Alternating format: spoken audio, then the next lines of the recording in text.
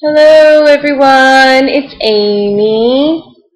Hi. It is Wednesday and I know I made 2 other videos already this week about exercise, and I just did yoga again. And I'm liking it so far, and I will tell you, okay, I'll get to the yoga in a minute. Let's do the numbers. And I started an Excel spreadsheet to make it really easy on myself. All I have to put in is the date and the weight, and I get the Excel spreadsheet. I had it figure out I did the equation so that it just automatically minuses what I put in last week. It tells me what I lost for the week, and then it adds it to my grand total of what I've lost total. So now I have it all in front of me. So last week on 7/13, I weighed 254.4 pounds. And that put me as a grand total loss of 61.6. So this week on 7/20, I weighed 254.8, which means I retained 2.4 pounds, which brings my grand total to 61.2 pounds. That means I have lost 35.2 pounds since my surgery. And this is week 9. So, and I couldn't believe last video it was I'm 2 months post-op. Wow, so I'm 2 months and 1 week post-op. And that 35 pounds is awesome. And you don't see disappointment or sadness on my face because I can reason, I think, why there is no weight loss, and there was a 0.4, I won't say gain, because it's not a gain. Fluctuation. That's my word, a fluctuation, because it's not a gain. It's not a gain unless you, I would say it's not a gain unless you gain, if you put some weight back on and you haven't been able to take it off in 2 to 3 weeks. I would call that a gain then. Otherwise, I'm just going to call it a fluctuation in my weight, an upwards fluctuation. And here's why I'm not disappointed in it. Excuse me, I'm trying to adjust my shirt. Here is what I know in my mind, and I don't mind if people disagree with me because it makes me think more outside of the box that I've designed for myself. But here's what I know in my mind, is that, 1, I have water retention. It is approaching the hormonal time of the month, which means my body has released a crap load of hormones into my system, and part of those hormones are making me retain water, so I'm okay with knowing that. And 2, I just started an actual regimented exercise program, which I'm doing the yoga, and though I'm 4 days into that, it's different from what I was doing. So my brain is telling my body through hormones and signals she's working out, or she's changing it, she's burning more calories, So your body automatically says, wait, let's hold on to some of these calories, not be so quick to burn them. And it slows their chemical reactions down, and you're less likely to burn as quickly because your body wants to see, is this going to be a continuous thing? And since I've done it 2 to 3 days in a row, your body wants to make sure that it's going to retain, if it needs to retain fat molecules in order to continue to be able to support the new regimen. Am I making any sense? Because in my head I'm making sense, but I don't know if my words are making sense. So anyhow, so my body is just slowing itself down a little bit, just to see what it's going to have to endure, or it's going to have to make changes for. Our body is a very complex system, but yet it's so simple.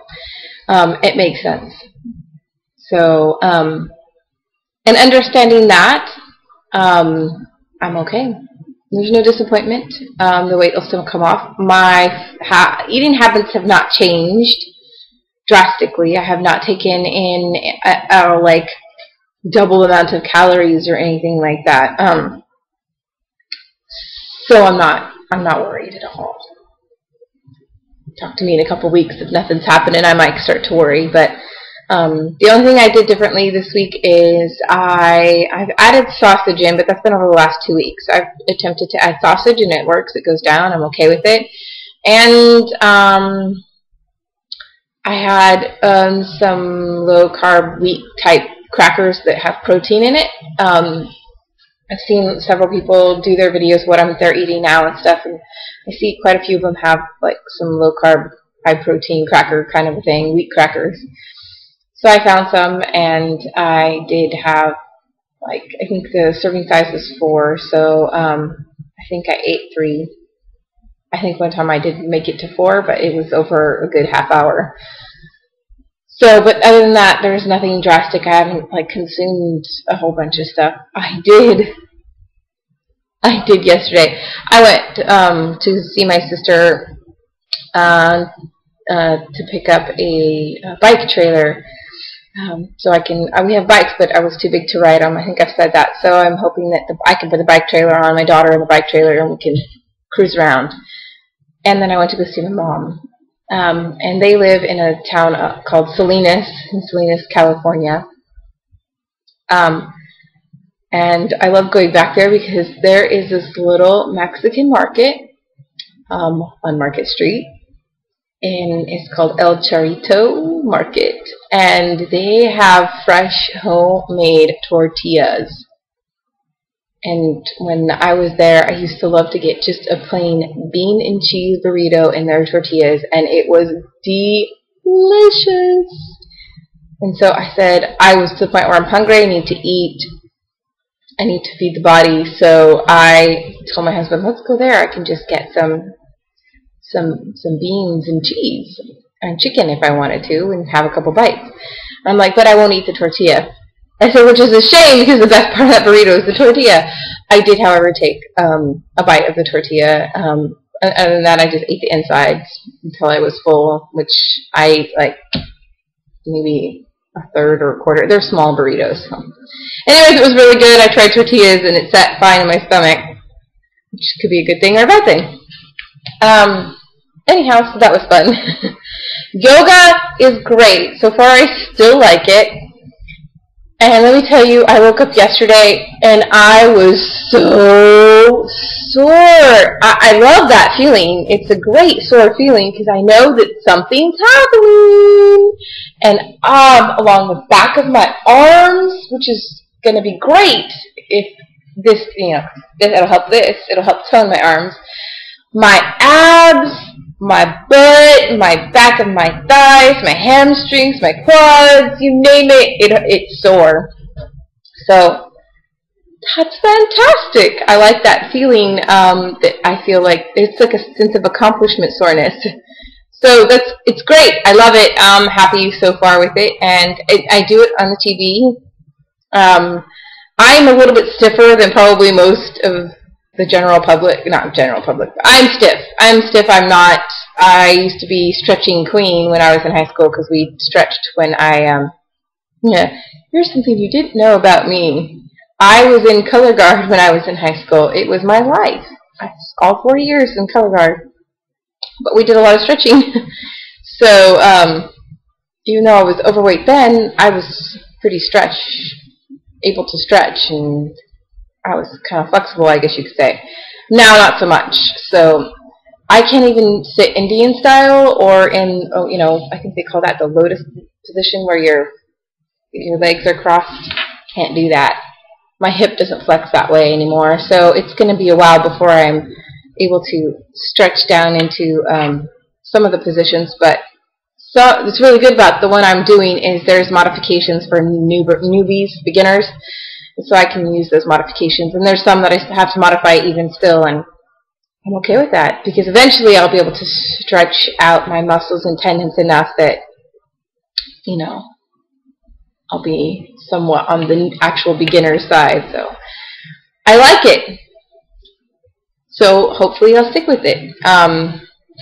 It's very exciting. I found something that I'm like, okay, I'll do it. And even when I'm like, I don't feel like doing anything, it doesn't feel like such a, oh my goodness, I don't really want to arc out. I don't want to go do it. It takes so much energy.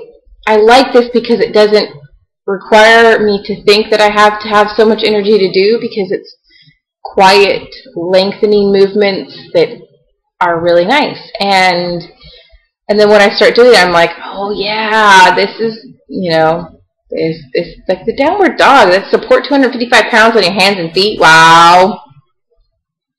You know, that's takes some strength, and I feel it, you know, I feel it in my arm. Anyways, I'm excited. I'm hoping it'll tone me, because at this point I don't really need a lot of aerobic. I just need a lot of tone. Build muscle, tone the muscle. I do enough aerobic around the house and with my daughter that I don't think I need to go and do some jazzercise. Although dance seems interesting, I might give that a whirl. Some dancing stuff on there too. So, woohoo! And I've talked now for 11 minutes, and like that. So we'll see how next week's turns out. But as a recap, I fluctuated. And I really started to make this just one more minute. You know, Reinventing Ed, I think, talked about this at the very beginning of his journey, or not the very beginning, but somewhere towards the very beginning of his journey. He talked about, and I think it was him, I'm trying to recall. I should have went back and tried to find the video. He was saying that, excuse me,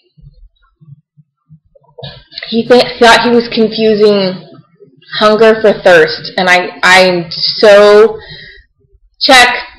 I totally know what he's saying now. I totally get it, because I think a great deal of the time where I think, oh, I'm hungry, maybe I should feed my body, I go to like open the refrigerator and look for something high in protein, you know, something that's small, and do I really want to open that and put it in 2 containers because I can't eat the whole thing? And by the time I'm done thinking about it, I'm like, you know what, I don't think I'm hungry. Because if I was hungry, I would have more of a, I wouldn't need to make so much of an effort to decide what to eat.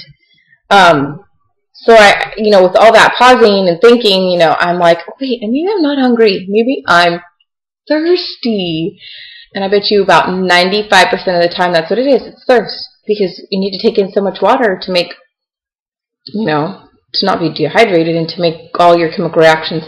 I'm saying chemical reactions. It's my key phrase there. Anyhow, so a lot of it is thirst, I realized.